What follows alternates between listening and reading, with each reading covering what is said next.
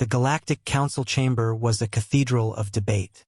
Thousands of species filled the tiers, their voices a chorus of caution, procedure, and endless delay.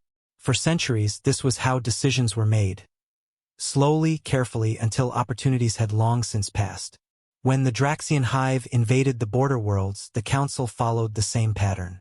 Endless debates, committees to evaluate the extent of the threat, proposals for non-aggressive negotiation.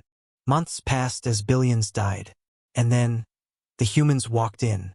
Ambassador Sereth of the Ilyari still remembered the moment. The human delegation was small, barely a handful of representatives. They had no great empire, no dominating fleets, no vast population compared to the others. By all measures, they were newcomers to the galactic stage.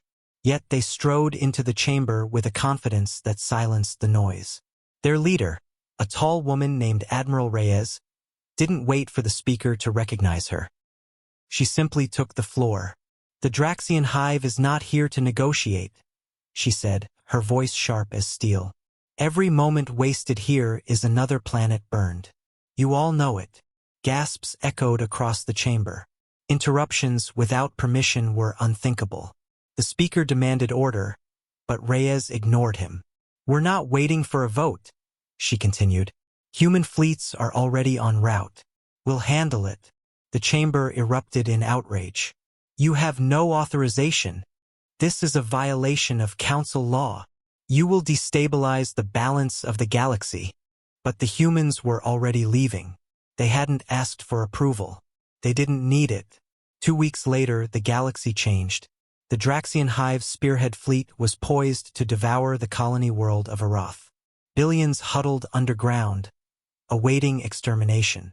The Council was still arguing over what sanctions to apply. Then the sky lit up. Human warships burst from hyperspace, smaller than Draxian behemoths, but faster, more agile, armed with weapons no one else dared use. Kinetic strikes punched holes clean through hive carriers. Swarms of drones tore apart Draxian fighters. And when a human cruiser ran out of ammunition, it rammed itself into the enemy flagship, detonating in a blaze that shattered half the swarm. The battle was not a victory. It was a message. Humanity would fight to the last breath to protect lives that weren't even their own. On Arath, survivors watched with tears in their eyes as human marines stormed the hive ground forces, dragging civilians to safety. For the first time in months, the tide turned. Back in the council chamber, the delegates seethed. The humans act like barbarians. They ignored every law. They risk war with the hive without collective approval. But then the Arath representative arrived, her crystalline body scarred from the siege. She bowed deeply before the human delegation. "Without you," she said, voice trembling, "my people would be gone. We owe you everything." Silence followed. No law, no procedure, no committee could erase the truth. The humans had done what no one else dared. In the months that followed, humanity's reputation spread. They did not wait for permission. They did not drown in bureaucracy. Where others hesitated, humans acted. Sometimes recklessly, sometimes violently, but always with purpose. The Draxian hive soon learned what that meant. Every world they targeted found human fleets waiting. Every colony under siege heard the same message broadcast in dozens of languages. "Hold on.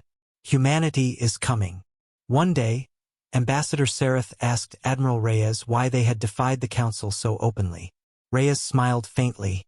"Because when lives are on the line, we don't ask permission to do the right thing.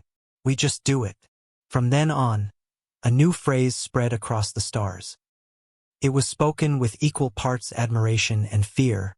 Humans take action without asking for permission. And the galaxy was never the same again.